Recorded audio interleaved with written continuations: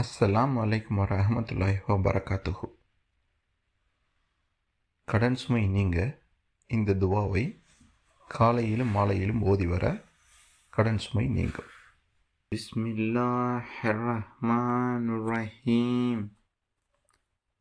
அல்லாஹும்ம இன்னி அவுது பிக்க மினல் ஹம்மி வல் ஹுஸ்னி வ அவுது பிக்க மினல் அஜ்ஸி வல் கஸ்லி வ அவுது பிக்க மினல் பொஹ்லி வல் ஜுப்னி வ அவுது பிக்க மின் கலபத்தித்தைனி வ கஹரி ரிஜால் என்று ஓத வேண்டும்.